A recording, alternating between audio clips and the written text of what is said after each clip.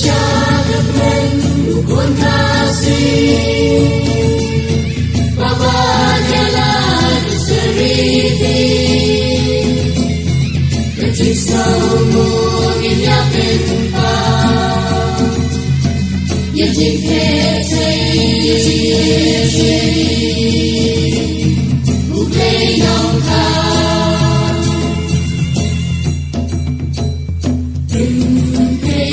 shad shangkar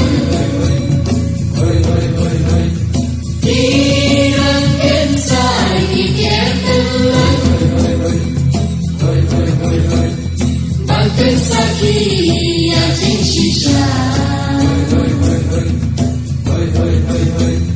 barang kudai nong kenong da shad kmen khun khasi baba jalan seriti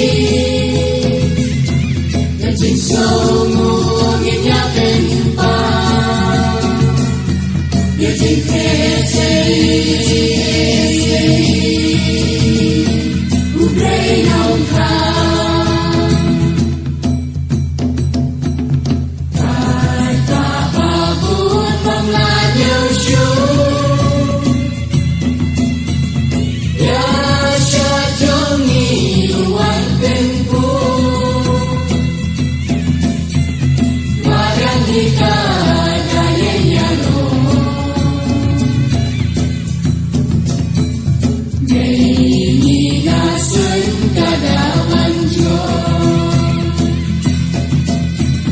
shad kmen khun khasi baba jalan seriti kecil saumu ya penpa ya jingkese ublei nong kha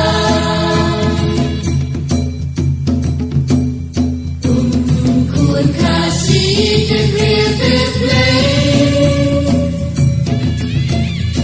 in murong kenya trong kiwe in rain ya la ka jong in